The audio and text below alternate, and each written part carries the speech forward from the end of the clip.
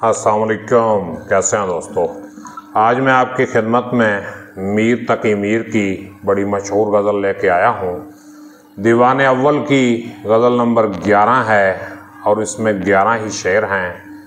मीर तकी मीर फरमाते हैं, जिस सर को गुरूर आज है यहाँ ताजवरी का, कल उस पे यहीं शोर है फिर नौहागरी का। यानी जिस सर पे आज ताज है, मतलब उसके पास इक़्तिदार है, अख्तियार है, ताकत है, हुस्न है, दौलत है, जवानी है, क्या होगा कल उस पे यहीं शोर है फिर नौहागरी का। कल वो मर जाएगा और लोग उस पे नौहागरी करेंगे, वो रोएंगे, फरियाद करेंगे और वो मर जाएगा, क्योंकि किसी की ज़िंदगी हमेशा के लिए नहीं। कुल्लो मन अलैहा फ़ान, मौत से किसको रुस्तगारी है, आज वो कल हमारी बारी है।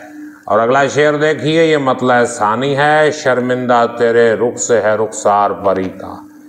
ऐ मेरे महबूब, तू इतना हसीन है कि तेरा रुख देखकर परी के रुखसार शर्मिंदा होते हैं। तेरे हुस्न के सामने परियों के हुस्न की कोई हैसियत नहीं और चलता नहीं कुछ आगे तेरे कब्कदरी का। कब्कदरी जो है ये परिंदा है, चकोर, बड़ा ही खूबसूरत चाल वाला परिंदा है। तो वो कहता है कि मेरे महबूब, तेरी चाल के सामने कब्कदरी की चाल कुछ भी नहीं है, वो ज़ीरो है तुम्हारे मुकाबले में।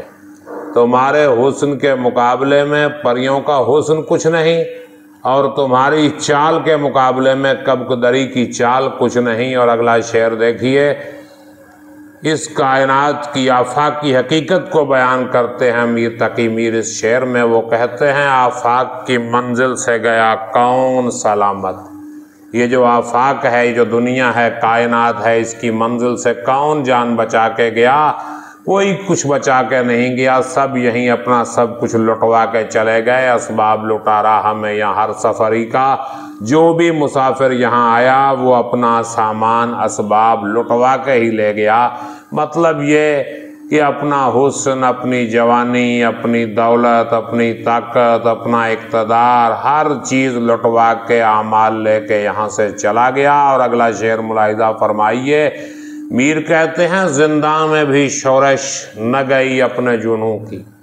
यानी हमारा जुनून इस हद तक आगे जा चुका था कि लोगों ने हमें पकड़ के जिंदान में डाल दिया, लेकिन हमारे इश्क का जुनून जो है वो ख़त्म ना हो सका। उसका शोर शराबा, उसका हंगामा ख़त्म ना हो सका।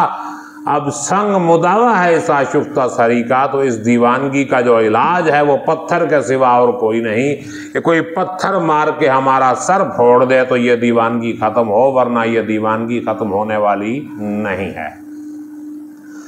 अगला शेर देखिए, मीर तकी मीर फरमाते हैं कि हर ज़ख्म जिगर दावरे महशर से हमारा, इंसाफ तलब है तेरी बेदादगरी का।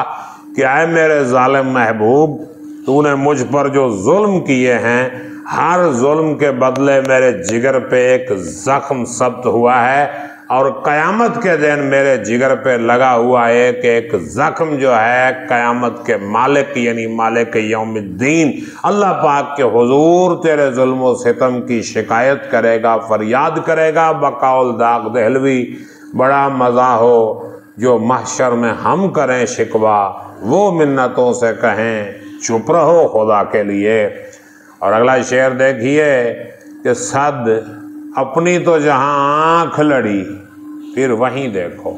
यानी हमने जहाँ आँख लड़ाई, जिस महबूब से मोहब्बत की, उसकी नज़र में नज़र जमाई, तो बस उसी को देखा, उसके बाद किसी और को नहीं देखा। आईने को लपका है परेशान नज़री का। आईना जो है ये परेशान नज़री का शिकार हो गया कि ये कैसा देखने वाला है कि इसकी तो नज़रें ही नहीं हट रही। या इसका ये मफ़हूम भी निकल सकता है कि हमने तो महबूब के सिवा किसी को नहीं देखा, मगर ये आईना बेवफा है, कभी किसी को देखता है, कभी किसी को देखता है। जो उसके सामने आए उसका अक्स अपने अंदर उतार लेता है, लेकिन हमने महबूब के अलावा किसी और का अक्स अपनी नज़रों में नहीं उतारा। और आगे शेर मुलाहिज़ा फरमाइए कि सद मौसम गुल हमको तहे बाल ही गुज़रे, کہ 100 بہاریں یا کئی 100 بہاریں گزری جو ہم نے اپنے پروں کے نیچے سمٹے ہوئے گزار دیں، ہم پردے میں چھپے رہے اور اس کا فائدہ کیا ہوا؟ مقدور نہ دیکھا کبھو بے بالو پری کا، تو ہم نے بے بالو پری کا مقدور نہیں دیکھا، اس کی طاقت نہیں دیکھی، کیونکہ نہ ہم نے پر کھولے، نہ ہم چمن میں آئے، نہ کسی نے ہمارے پر کاٹے، نہ کسی نے ہمارے پر چھینے، نہ کسی نے ہماری پرواز کو روکا، نہ اڑے نہ گرفتار ہوئے۔ تو ہم نے سینکڑوں موسم گل جو ہے اپنے پروں میں چھپے ہوئے گزار دیے۔ مطلب یہ کہ ہم نے اپنی صلاحیت کا اظہار نہیں کیا، اگر ہم اظہار کرتے تو پھنس بھی سکتے تھے۔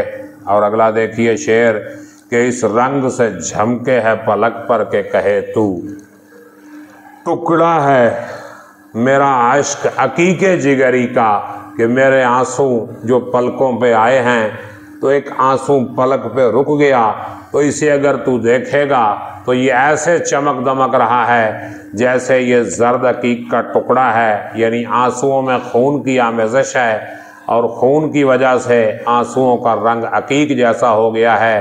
تو میری پلکوں پہ چمکنے والا آنسو دیکھنے والوں کو عقیق جگری کا ایک ٹکڑا لگتا ہے۔ اور کل سیر کیا ہم نے سمندر کو بھی جا کر، تھا دست نگر پنجائے مژگاں کی طریقہ۔ اب اس کے 2 مطلب نکل سکتے ہیں۔ سیر کرنا ایک تو مطلب ہے پیٹ بھر دینا، ہم نے کل جا کے سمندر کا پیٹ بھر دیا، وہ ہمارے آنسوؤں کا محتاج تھا، ہم سمندر کے کنارے پہنچے، وہاں اپنے آنسو بہائے، ہمارے 4 آنسو سمندر کے پانی میں مل گئے تو سمندر کی پیاس بجھ گئی، سمندر جو ہے وہ سیر ہو گیا۔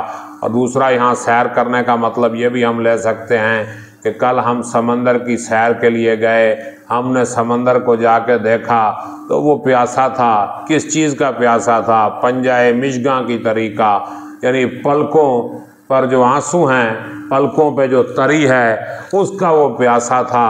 وہ چاہتا تھا کہ میرے آنسو جو ہے وہ سمندر میں مل جائیں اور سمندر کی پیاس بجھ جائے۔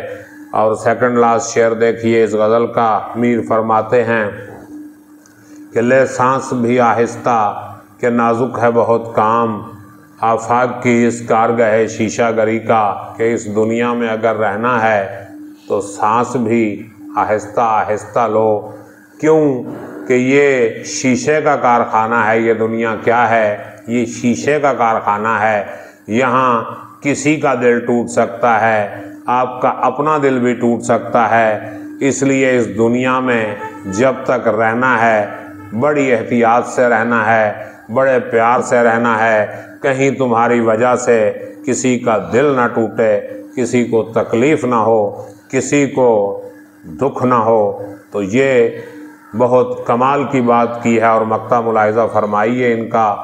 وہ کہتے ہیں کہ ٹک میرے جگر سوختہ کی جلد خبر لے، کیا یار بھروسہ ہے چراغے سحری کا، صبح کے وقت جو چراغ جلتا ہے اس کا کوئی بھروسہ نہیں، یعنی میری زندگی اس وقت چراغے سحری جیسی ہو چکی ہے تو میں مٹ جاؤں گا، ختم ہو جاؤں گا۔ تو میری خبر لینی ہے تو میری زندگی میں آ کے میرا حال چال پوچھ لو، مرنے کے بعد آؤ گے تو کیا فائدہ آنے کا۔ امید کرتا ہوں کہ یہ غزل آپ کو پسند آئی ہوگی۔ ویڈیو کو لائک کیجئے گا، کمنٹ اور شیئر بھی کیجئے گا اور چینل کو سبسکرائب بھی کیجئے گا۔ مجھے اجازت دیجئے، اپنا خیال رکھیے گا۔ اللہ حافظ۔